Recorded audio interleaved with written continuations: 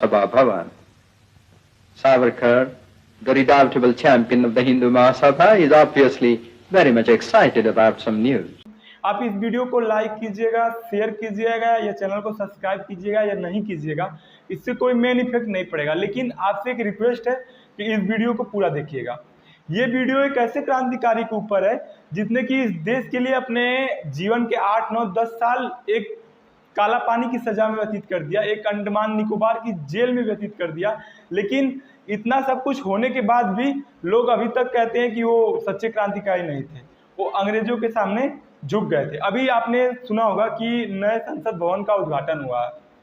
नए संसद भवन के उद्घाटन में बस प्रधानमंत्री शामिल हुए, मतलब अगर मेन लोगों में देखा जाए तो प्रधानमंत्री शामिल हुए, न उसमें राष्ट्रपति जी थी, न विरोधी दल के लोग थे, मतलब जो उस संसद भवन में बैठेंगे, जैसे या सपा बसपा या कांग्रेस या आम आदमी जनता पार्टी, जितने भी विरोधी पक्ष के होते हैं, ऐसे लोग नहीं शामिल थे। इन लोगों का 2-3 कार्य था, लेकिन उसमें मुख्य कार्य ये था कि ये उद्घाटन जो था नए पार्लियामेंट का, नए संसद भवन का, ये इस डेट पे रखा गया था जिस डेट पे वीर सावरकर का जन्म हुआ था। अब वीर सावरकर के जन्म से इन लोगों की नाराजगी क्या है, चलिए देखते हैं इस वीडियो में। देखिए, इन लोगों का कहना है कि वीर सावरकर सच्चे क्रांतिकारी नहीं थे। भाइयों और बहनों, मेरा नाम राहुल सावरकर नहीं है, मेरा नाम राहुल गांधी है। मैं सच्चाई के लिए कभी माफी। सच्चे क्रांतिकारी नहीं होने का 3 मुख्य कारण इन लोगों ने बताया है। पहला कारण यह है कि इन लोगों का कहना है कि वीर सावरकर 6 बार माफीनामा अंग्रेजों को दे चुके हैं, जो कि सही बात है। अभी इस वीडियो में पूरा आप जब वीडियो देखेंगे, 6, 7, 8 मिनट जितने मिनट का भी वीडियो होगा, आप पूरा देखेंगे तब आपको पता चला है कि ये माफीनामा तो वीर सावरकर ने अंग्रेजों को दिया था।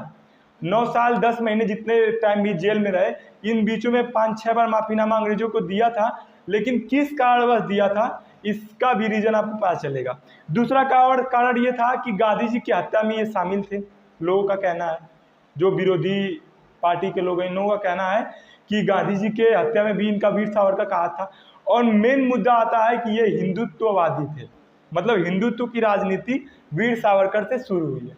चलिए इन सब मुद्दों पे थोड़ा डीप से बात करते हैं। देखिए, जो गांधी जी थे, ये तो बात सही है कि वो अहिंसा के रास्ते पे चल के कुछ अधिक भागों में योगदान इनका था कि अहिंसा के रास्ते पे चल के भारत को आज़ाद किया। लेकिन वहीं पे हिंसा के रास्ता पे चल के भगत सिंह, सुखदेव, राजगुरु और वीर सावरकर जैसे क्रांतिकारी, मतलब इन लोगों का ये मानना था कि अहिंसा से नहीं, जब तक लड़ाई झगड़े या अंग्रेजों को एक सबक नहीं सिखाया जाएगा तब तक वो भारत नहीं छोड़ेंगे। और इस बेसिस पे भी इन लोगों का बहुत बड़ा योगदान था कि भारत को आज़ाद कराने में। देखिए, बात स्टार्ट होती है सन 1909, 1 जुलाई सन 1909 में, जिस टाइम में मदन लाल ढींगरा ने सर विलियम हंट की हत्या कर दी इंग्लैंड में। अब मदन लाल ढींगरा ने सर विलियम हंट की हत्या की, लेकिन बात आ गया वीर सावरकर पे। बात वीर सावरकर पे इसलिए आया कि लोग कहना था कि वीर सावरकर ने हथियार प्रोवाइड किए थे मदन लाल ढींगरा को सर विलियम हंट की हत्या करने के लिए। लेकिन काफ़ी जांच पड़ताल के बाद भी ये बातें गलत निकली। देखिए, वीर सावरकर के भाई थे गणेश सावरकर, उनको भी एक तरह से उम्र कैद हो गया। उम्र कैद इस बात पे हुआ क्योंकि इन्होंने अंग्रेज सरकार के खिलाफ अपने न्यूज़पेपर में कुछ विरोधी बातें छापी हुई थी, जिसके कारण भी इनके जो अनुयायी थे उसमें एक विनायक दामोदर सावरकर नाम का युवक था, जिसने कि वहाँ के डिस्ट्रिक्ट मजिस्ट्रेट जैक्सन की हत्या कर दी। अब इस हत्या में भी वीर सावरकर का नाम आया। अब वीर सावरकर का नाम इसलिए आया क्योंकि लोग फिर जांच पड़ताल हुई, ये बातें निकल के आई कि वीर सावरकर ने विनायक दामोदर सावरकर को हथियार प्रोवाइड किए थे डिस्ट्रिक्ट मजिस्ट्रेट की हत्या करने के लिए। अब ये बातें जब टेलीग्राम हुई इंग्लैंड पुलिस को, उस टाइम वीर सावरकर इंग्लैंड थे, एक अच्छी खासी जिंदगी व्यतीत कर रहे थे, वहीं से ये सब चीज़ें ऑपरेट कर रहे थे वीर सावरकर। आप भी बताइए, आप वीडियो में आपसे क्वेश्चन पूछेंगे, प्रश्न पूछेंगे, उसका आप लोग उत्तर दीजिएगा या उस पर मनन कीजिएगा कि क्या हो सकता है उसका एक एग्जैक्ट आंसर। देखिए, जब ये बातें टेलीग्राम हुई इंग्लैंड पुलिस को, तो इंग्लैंड पुलिस ने वीर सावरकर को पकड़ के भारत लाया। लेकिन जब समुद्र के रास्ते इंग्लैंड पुलिस वीर सावरकर को ला रही थी भारत, उस बीच में वीर सावरकर उस समुद्र में कूद गए और काफ़ी टाइम, सैकड़ों मील तैरने के बाद वो एक जगह किनारे पे पहुंचे, लेकिन काफ़ी थकने और काफ़ी चोटिल होने के बाद के कारण वो वहाँ पे बेहोश हो गया, और जिस कारण वो वीर सावरकर वहाँ पे धरे गए। वीर सावरकर पे एक मूवी आ रही है जिसमें आपको इन सब बातों का एक डिटेल में एनालिसिस और डिटेल में जो क्लियर बातें हैं वो पता चलेंगी। आप वीर सावरकर मूवी जा रही है उसको आप जरूर देखिएगा। तो जब ये धरे गए तो इनको अंडमान निकोबार की एक जेल में डाला गया जहाँ पे काला पानी का इनको सजा हुआ। काला पानी समझ लीजिए कि एक ऐसा सजा है कि जिस सजा में बाहरी दुनिया के लोगों से एकदम कनेक्शन खत्म हो जाता, समझ लीजिए। काला पानी अंडमान निकोबार जो द्वीप समूह, अब वहाँ पे जेल, इसका मतलब समझिए कि एक तरह से खुद ही बाहरी लोगों से कनेक्शन खत्म है। और उस जेल में ये था कि एक छोटा सा रूम था और यहाँ तक कि शौच और मलमूत्र त्यागना भी इनको उसी में था, और वहाँ के खाना भी अच्छा नहीं था। अब ये समझ लीजिए कि इन्होंने 6000-7000 कविताएं वहाँ की दीवारों पे लिख दिया। 9 साल 10 महीने तक वो ये वीर सावरकर उस जेल में रहे। इस बीच में 6000 कविताएं उन्होंने उस दीवार पे लिख दिया, चाक और जो जला हुआ होता है लकड़ी का उसके सहारे से।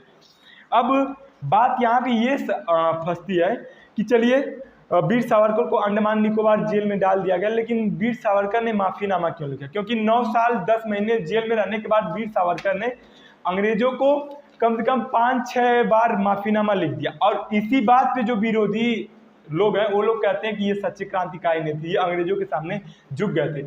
लेकिन जब वीर सावरकर से इससे पूछा गया तो वीर सावरकर का जेल से रिहा होने के बाद उनका ये कहना था कि ये जो 5-6 बार मैंने माफ़ीनामा मांगा, इसके पीछे मेरी एक रणनीति थी कि मैं सोचता था कि जब मैं जेल से बाहर आ जाऊंगा तो इस बार थोड़ा सा और अधिक प्रयत्न करके और अधिक दिमाग लगा के अंग्रेजों के विरुद्ध कोई अभियान छेड़ूंगा। लेकिन मेरा ये कहीं भी मोटिव नहीं था कि मैं अंग्रेजों के सामने झुक गया था। उन्होंने एक एग्जाम्पल दिया मोहम्मद गौरी और पृथ्वीराज चौहान का, कि जिस प्रकार मोहम्मद गौरी पृथ्वीराज चौहान थे बार बार हारता था और बार बार माफ़ी मांग लेता था, माफ़ी मांग के बच जाता था। लेकिन जब मोहम्मद गौरी से पूछा गया कि आप बार बार पृथ्वीराज चौहान से माफ़ी क्यों मांग लेते हैं, तो उसका एक ही बात कहना था कि मैं इसलिए माफ़ी मांग के बच जाता हूँ। मैं सोचता हूँ कि अगर मैं माफ़ी मांग के बच जा रहा हूँ तो अगली बार मैं और अधिक दिमाग से और अधिक रणनीतिक तरीके से पृथ्वीराज चौहान पे हमला करूंगा। अब देखिए बात यह आता है कि जब माफ़ी मांगने पे ही, माफ़ीनामा देने पे ही इनको सच्चा क्रांतिकारी नहीं माना जाता, नेहरू भी तो माफ़ी मांगे थे। नेहरू ने भी एक तरह से जो वहाँ नाभा रियासत में बिना परमिशन के घुस गए थे तो उनको भी नाभा जेल में बंद कर दिया गया था। 2 सालों का उनको उम्र कैद हुआ, 2 साल की उनको सजा हुई थी। लेकिन 3 दिन में ही इन्होंने अपने मोतीलाल नेहरू, अपने जिनके पिता थे एक अच्छे खासे वकील थे, उनसे कहा के वो अंग्रेजों को माफ़ीनामा दिला कर 3 दिन में छूट गए। तो क्या आप जो नेहरू द्वारा जो काम किया गया है इसको आप भूल जाएंगे? पंडित नेहरू द्वारा जो अच्छा काम किया होगा, जो भी एक तरह से भारत को आज़ाद कराने में जो भी इनका महत्वपूर्ण योगदान होगा, इसको आप भूल जाएंगे? इनको बोल देंगे नहीं ये सच्चे क्रांतिकारी नहीं थे या सच्चे नेता नहीं थे, ये डरपोक थे? ऐसा करना कहीं उचित नहीं है। देखिए ये भारत की जनता है और भारत की सरकार है, समझ रहे हैं? ये वही भारत की जनता है जो कि भगत सिंह, सुखदेव और राजगुरु के साथ तब साथ होती है जब वो लोग बाहर रह के विरोध करते हैं अंग्रेजों के खिलाफ। अपने नए जो उनका अंग्रेजों के विरुद्ध लड़ने का जो तरीका होता है, नए तरीकों के बीच जब अपना हाथ आजमा रहे होते हैं तब सब लोग उनके साथ होते हैं। लेकिन जब एक बार धरे जाते हैं तो कोई राजनेता या कोई भी भारत का एक ऐसा सच्चा नागरिक जो उनके साथ खड़ा हो, और न तो इनके विरोध में ही सब बोल देते कि नहीं इन्होंने ही ये जो अदालत में बम फेंके या जो हत्याएं की इन्होंने ही की। ये वही भारत के लोग हैं जो मनीष कश्यप जैसे यूट्यूबर, जो कि बिहार के युवा और बिहार की जनता के लिए इतने अच्छे आवाज़ उठाता था, इतने बड़े अधिकारियों से लड़ जाता था सिर्फ बिहार के युवा और बिहार के नागरिकों की भलाई के लिए। लेकिन जब आज वो बंद है तो आज किसी का आवाज़ नहीं आ रहा। ये वही देश है, ये वही देश के लोग हैं जो वीर सावरकर जैसे लोग जो लंदन में एक अच्छी खासी ज़िंदगी जी रहे थे, लेकिन वो जो भारत में जुल्म हो रहा था भारत के लोगों के ऊपर, ये उनसे देखा नहीं गया और उन्होंने अपना कदम अंग्रेजों के विरुद्ध उठाया। लेकिन जब वो बंद होते हैं और अपने ज़िंदगी के 8-9 साल एक काला पानी की सज़ा, जो कि समझिए कि नर्क के समान है, वो ज़िंदगी जीने के बाद जब बाहर आते हैं तो लोग कहते हैं कि ये सच्चे क्रांतिकारी नहीं थे। आप लोग समझिए, क्या ये सही चीज़ है कि एक क्रांतिकारी जो कि अपने जीवन का एक महत्वपूर्ण समय 26-27 साल की उम्र में काला पानी का सजा काटता है, 6 बार 7 बार माफीनामा लिखता है ताकि मैं बाहर आके और अपने देशवासियों के साथ मिलके कोई और रणनीति तैयार करूं और फिर अंग्रेजों के विरुद्ध कोई लड़ाई लड़ूं। लेकिन ये भारत के लोग और भारत की विरोधी पार्टियां, विपक्षी पार्टियां ये सोचती हैं कि नहीं, सावरकर तो सच्चे क्रांतिकारी नहीं थे। लेकिन आपको बताते हैं कि ये क्यों इतना विरोध करें, जो विरोधी पार्टियां हैं वीर सावरकर का विरोध क्यों करें। इनके विरोध करने का मेन कारण है कि सावरकर का हिंदुत्ववादी होना।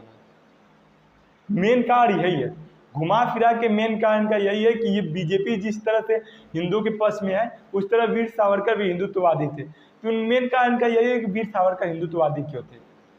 आप लोग एक तरह से इस मुद्दा को हटाइए, हिंदुत्ववादी को हटाइए और उनके बलिदान को देखिए कि किस तरह 8-9 साल वो काला पानी एक तरह से नरक की जिंदगी जिए और एक सच्चे क्रांतिकारी की जगह देने के बजाय आप लोग कहते हैं कि ये डरपोक हैं, या इनके जन्मदिन पे नए संसद भवन का उद्घाटन क्यों किया गया, या ये कहा था कि ये गांधी जी के हत्यारे थे। बताइए गांधी जी के हत्यारे कैसे हो सकते हैं। गांधी जी खुद उनका 3-4 बार 5 बार बड़ा लंदन में उनकी प्रशंसा किए, उनको एक बुद्धिमान और एक साहसी क्रांतिवीर भी कहे। आप लोग जाके देख सकते हैं जो उनकी बायोग्राफी उसमें लिखा हुआ है। तो इन सब चीज़ों पर मनन कीजिए। जो क्रांतिकारी है, भले 3 महीना 4 महीना भी अगर किसी क्रांति प्रोटेस्ट में या किसी विरोध में, अंग्रेजों के विरोध लड़ाई में शामिल थे, तो आप वो क्रांतिकारी है, सच्चे क्रांतिकारी मानिए उनको, ठीक है। तो इस बात पे आप मनन कीजिएगा और जो क्रांतिकारी है, जो इज्जत पाने की योग्य है, उसको इज्जत दीजिए। नहीं जीते जी तो कम से कम मरणोपरांत उसको इज्जत दीजिए। चल रहे हैं।